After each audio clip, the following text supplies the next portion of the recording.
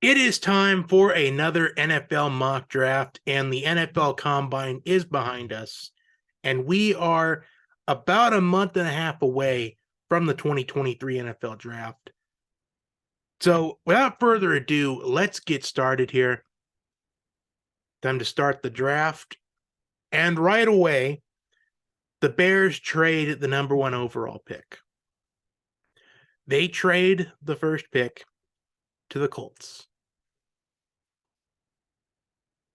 I would say the Colts would give up a second round pick this year, maybe a fourth, and then maybe the Bears would give up some late picks here.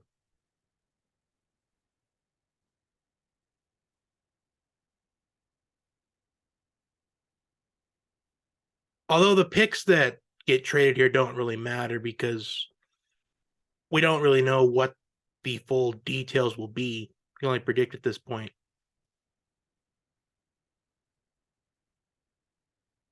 But they select Anthony Richardson out of Florida. Anthony Richardson, he dominated the combine this past weekend. And I have mentioned before that the NFL is a copycat league. It's been talked about since September that Anthony Richardson wants to develop his game like a Josh Allen. Well, with new Colts head coach Shane Steichen, he wants his Jalen Hurts. And we've seen a lot of running quarterbacks really take a massive leap in this league in the last couple of years. Josh Allen, Jalen Hurts, Lamar Jackson, just to name a few. Up next, the Texans are on the clock, and they select Bryce Young out of Alabama. Although I have said this before, part of me would not be surprised if they passed on a quarterback this season and they joined in on the tank for Caleb Williams train. I could see him going Jalen Carter, believe it or not. But I do think that they get their franchise quarterback in Bryce Young. And the Texans, they will not be joining in on the tank for Caleb Williams train. And we have another trade here. The Cardinals trade out of pick 3, and they trade with the Carolina Panthers.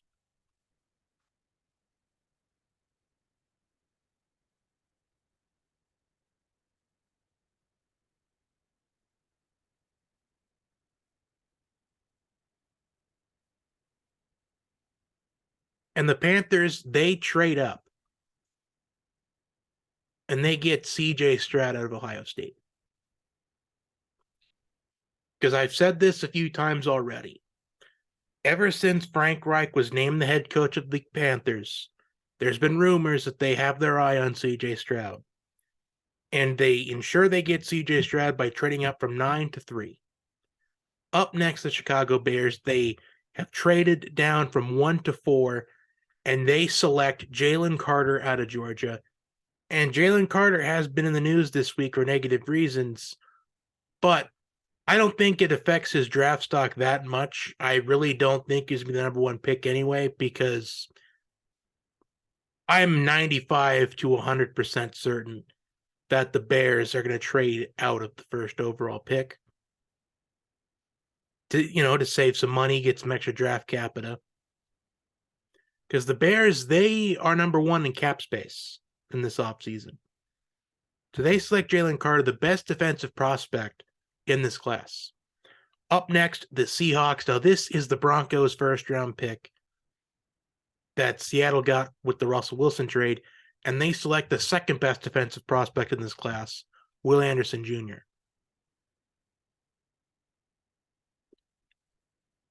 Up next, the Detroit Lions. They take a corner, and they go with Christian Gonzalez out of Oregon. Now, it's a coin flip for a lot of people between Devin Witherspoon or Christian Gonzalez as the first corner being off the board. Well, Gonzalez, he did some work at the combine, and he's got a great 40 time. He's got some speed. And Jeff Okudah has not worked out for the Lions so far. So they take Christian Gonzalez hoping that it's redemption for them. Now, I don't want to spoil anything, but the Lions with their 2 first-round picks, I think they're going defense with both of them. There's no doubt in my mind that they're going defense. Is Dan Campbell, he wants players that are absolutely punishing. Pick number 7, the Raiders, they settle for Will Levis out of Kentucky. And Will Levis, he showed off his arm strength at the combine over the weekend. And I really think it's going to be hard to really identify which one of these 4 quarterbacks that come off the board in the top 7 are going to be a bust, because I think that all 4 of these quarterbacks, I think they have potential. It's kind of hard to point out which one is going to bust and which one will succeed right now, because I think they all have really good upside. But I do think Anthony Richardson, he does offer the most upside out of all of the 4. So now that the quarterbacks are off the board, at pick number 8, the Falcons, they go with Tyree Wilson at Texas Tech. And this has been the pick the entire mock draft process for me. As the Falcons, they've been working on their offense the last couple drafts, and now it's time for them to focus on their defense. They need intensity on their defensive line, as they were last in QB sacks this past season. And they get Tyree Wilson to help out their pass rush. Now with pick number 9, the Arizona Cardinals have traded down from 3 to 9. And they will select Nolan Smith out of Georgia. Nolan Smith, I feel like, was one of the big winners of the NFL Combine last week. And Nolan Smith hasn't really been talked about as much as I thought he was going to get talked about throughout this mock draft process. But I think after the Combine, I really think he proved himself to be worthy of a top 10, 15 pick. Next up, we have the Eagles. And I have them going with Devin Witherspoon out of Illinois. As the Eagles secondary, it's going to look different. The Eagles defense as a whole is going to look different. As the reports came out, the Eagles are not going to use the franchise tag on anyone. And Darius Slay is getting older. So they get one of the best corners in this draft class in Devin Witherspoon at pick 10. And I will say this, if Devin Witherspoon somehow makes it out of the top 10, he's going to be traded up for him. Because there's going to be a lot of teams after pick 10 that are going to be very corner needing. Like the Steelers, the Vikings, the Jaguars. I could see the Cowboys actually trading up from 26 to maybe pick 11, 12 to try to get Devin Witherspoon to complement Trayvon Diggs. Pick number 11, and we have another trade. The Titans, they trade pick number 15 to the Packers. And I got to force another trade here because for some reason, the website PFF will state that the team is not interested in the pick when a lot of the times teams actually trade up for certain picks anyway. So the Packers, it has been known for years that they are notorious for passing on receivers in round 1. Well, I think in this scenario, the Packers, they hold on to Aaron Rodgers. And they take a wide receiver. And they take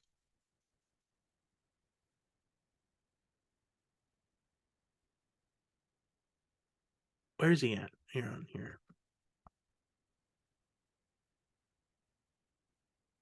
Okay, there he is. Jordan Addison out of USC. Jordan Addison is going to be a receiver that I think is going to be a huge win for whoever drafts him on draft night, especially because of someone like Green Bay with Aaron Rodgers still there. Even if Aaron Rodgers isn't there still, with Jordan Love under center, you got to start developing a young quarterback by giving him weapons. And Jordan Addison is going to be a massive weapon for Jordan Love or Aaron Rodgers, whoever the quarterback happens to be in 2023. We do not know anything yet. Hopefully, we find out something soon. But that's besides the point. But a lot of the times when we see one receiver come off the board, we saw it last year in the draft. When one comes off the board, we see a bunch of receivers coming off the board. And the Texans with pick 12, they take Quentin Johnson out of TCU. They keep the Texas kid in Texas as they give Bryce Young a weapon. Pick number 13, the New York Jets, they select Peter Skoronski out of Northwestern. Not really the most exciting pick here, but it improves the Jets' offensive line. And who's going to be happy with the pick like this? Breece Hall dynasty owners. Pick number 14, the New England Patriots. Now, this is a clear Bill Belichick kind of fit. Lucas Van Ness out of Iowa.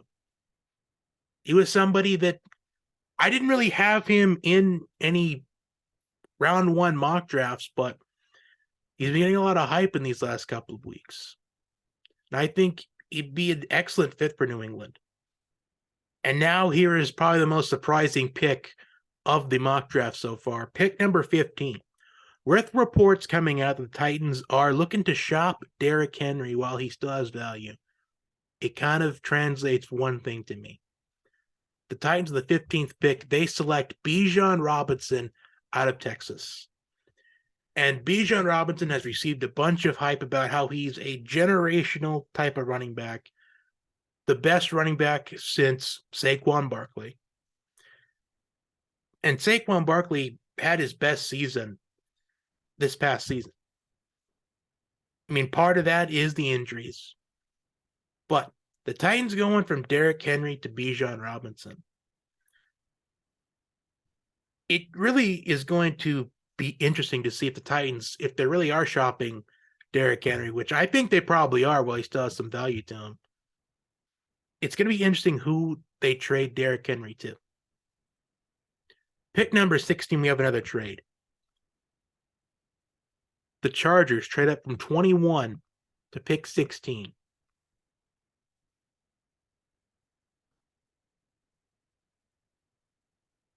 And they select Jackson Smith-Njigba of Ohio State.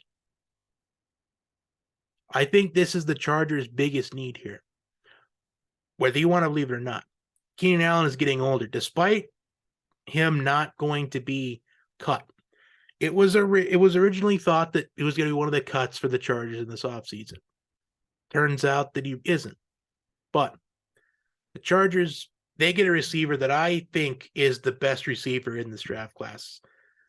Surprisingly, I've seen a lot of people say that Jackson Smith-Njigba is not.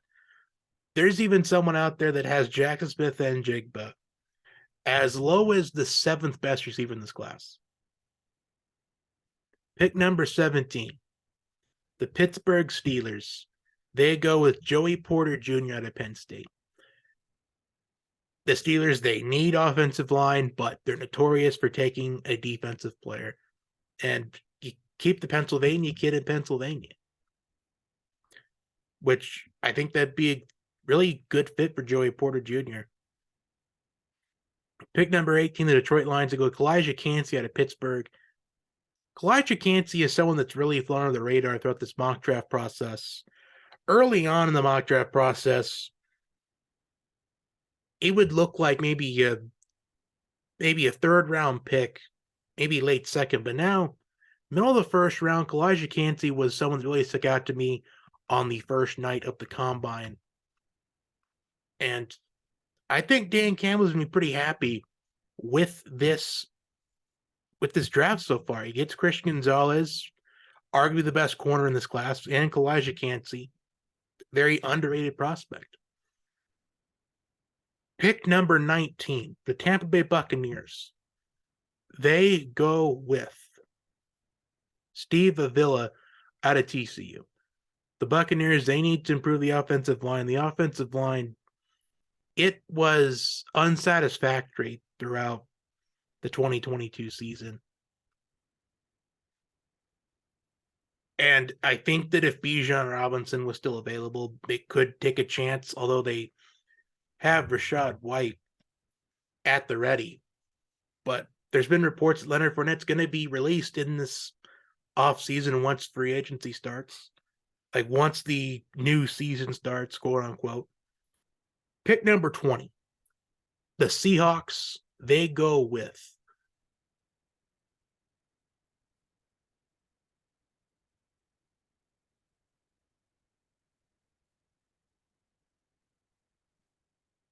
Broderick Jones out of Georgia. The Seahawks, they improved their offensive line a bit. And with these two first round picks, they have huge win for Seattle here. Pick number 21, the Washington Commanders. Although I still think of them as the Washington Redskins. They go with Luke Weipler out of Ohio State. The Commanders, they improve their O-line. I don't think the Commanders have any interest in pursuing one of the quarterbacks this season. I think they're going to give Sam Howell a shot in 2023 and just see what happens. And if he doesn't succeed, then they will maybe send a king's ransom to whoever has the worst record in the league for Caleb Williams. Next up, the Baltimore Ravens.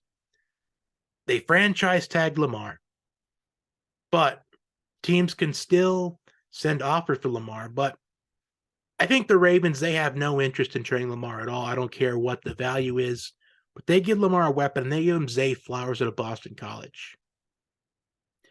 Zay Flowers is someone that he's got great upside. And I think with a quarterback like Lamar, giving him a weapon in Zay Flowers, he's someone that he's getting a lot of hype, but will he live up to it is the question. They took Rashad Bateman in the draft before, and he hasn't exactly panned out yet. Part of that is because he's been dealing with injuries. But we'll see what Zay Flowers has to offer wherever he goes. Pick number 23. They go with Brian Bursey out of Clemson. And Brian Bursey was someone that I was talking about from the jump about how he's going to be somebody that benefits from the combine. And I think he did just that. And I think this would be a steal here for the Vikings. Is Brian Bursey, I think he has the upside of being a top 10 prospect. The fact that Vikings get him at 23, the later portion of the first round, that's a massive steal. The Jaguars, they go with Deonte Banks out of Maryland, as the Jaguars, they finally get the replacement for Jalen Ramsey after a few years. CJ Henderson didn't exactly work out for them, but they settle for Deonte Banks. Pick number 25, the Giants, they get a receiver. They go with Josh Downs out of North Carolina. As the Giants, they have signed Daniel Jones to an extension. They put the franchise tag on Saquon Barkley. They try to get Daniel Jones a weapon. And they'll put their hope in Josh Downs. A great route runner, good at creating separation. I believe he was 8th in the FBS in receiving yards this past season. But I could be wrong on that. Don't quote me on it. Up next, the Cowboys at pick 26, and they go with Cam Smith out of South Carolina. They get a corner that is a compliment to Trevon Diggs. And it really boosts up the Cowboys defense that was one of the better ones in the league this past season. As the defense, they showed a lot of improvement.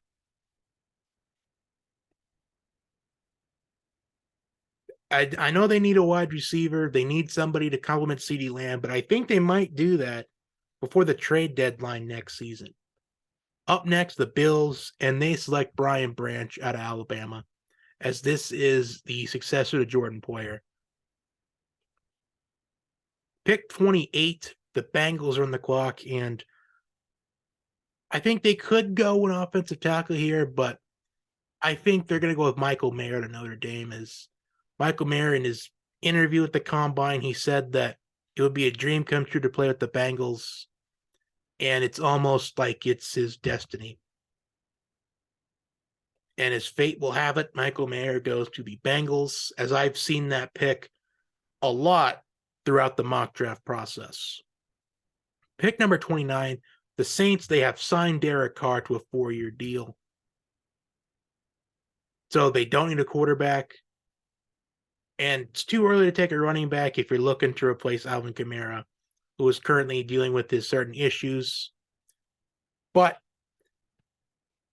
they look to boost up their defense here, as they're going to lose a lot, I think, in free agency on their defensive side of the ball. So they go with Myles Murphy at Clemson. Pick number 30, the Eagles, kind of like the Saints, are going to lose a lot of their personnel on defense. They go with Will McDonald, the fourth out of Iowa State. Someone that was a late first-round pick towards the early mock draft process, but hasn't been as of late. But he's been getting a little bit of buzz. So Will McDonald, the fourth, I think this would be a really solid fit for him in Philly. As the Eagles, the defense is gonna look a lot different than it was in this 2022 season. And finally, the Chiefs, they select the Travis Kelce successor. And I get that it could be too early, but the Chiefs, it's going to be a while for them until they get another pick. So I think they go with Dalton Kincaid out of Utah, as this is, again, the Travis Kelce successor, as Travis Kelce only has maybe 2 or 3 more seasons in the league, in my opinion.